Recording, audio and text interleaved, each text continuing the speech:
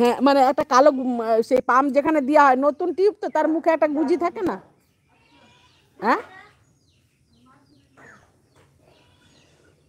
সেইটা কিছুতেই আমি খুলতে পারলাম নি। সেইটা খুলতে গিয়ে সেই ভলপিন সহ বেরিয়ে আসলো। টিউবলেসটা কিনতে হবে বলো, কি সমস্যা। সকালবেলা রাগ ধরছে আর ঘরে যেন মাসি ছুচায় হেগে গন্ধে সে ঘর আমাদের এখন ক্যাচরানা হয়ে আছে, জল ঢেলে ঢেলে ঢেলে ঢেলে।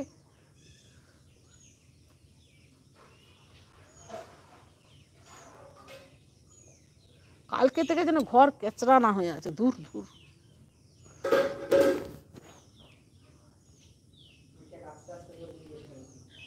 হ্যাঁ না গো মাসি তুমি ওখানেই করো।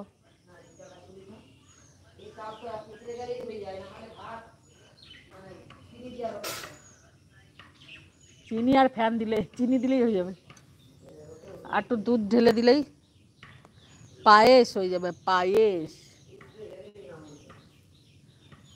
আজকে যাবো স্কুল থেকে গিয়ে ওদেরকে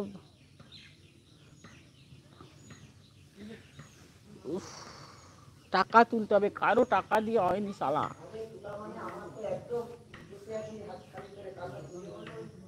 আজকে টাকা না তুললেই হবে নি। গুড্ডিকে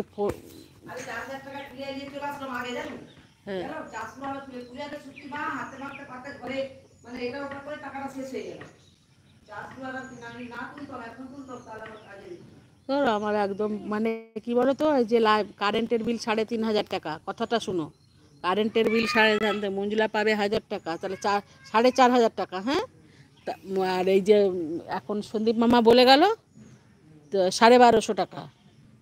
হ্যাঁ তাহলে কথা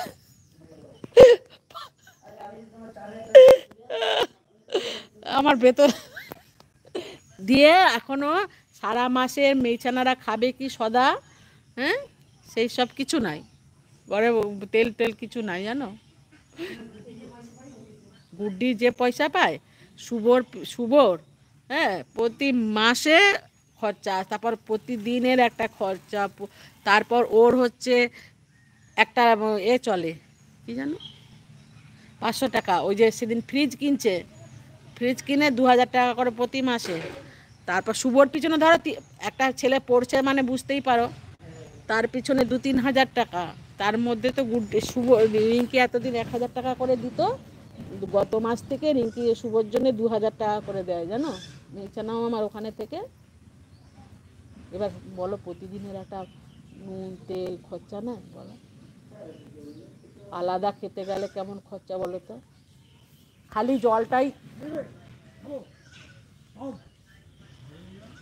না খেয়ে থাকবে। এবার ছেলের টিফিন, ছেলের প্রতিদিন তাকে 10 টাকা করে হাত খরচা, আর দুদিন ছাড়া ছাড়া তো জেরক্সের আর ওই সাইকেল সারাতেই চলে যায়। কি গো গণামাসি তোমাকে ডাকছে।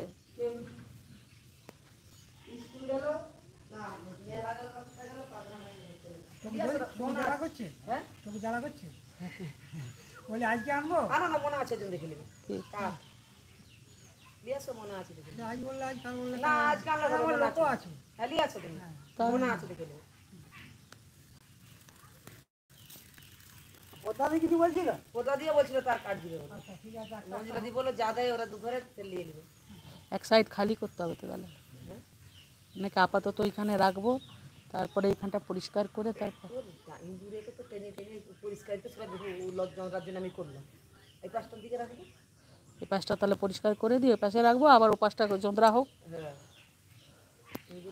শুকনা কাঠ, হ্যাঁ হ্যাঁ ওদের শুকনা কাঠ চার দিয়েছিল, আবার সেই যে দুদিন একটা রোদ হলো বলি রোদে দাও উনান ধরাতে আমাদের হ্যাঁ দেখি তাহলে, দাঁড়াও ঝাঁটাটা দাঁড়াও দাঁড়াও,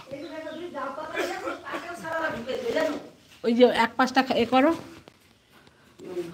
ও কাঠও তো বেশি এ নেই, ভাত তো হয়ে গেছে মাসি, উতরি গেছে না, এই যে এই পাশটা রাখা হয়ে যাবে। কত বস্তার ভিতরে মাল চিপকে রাখছি তাতে কত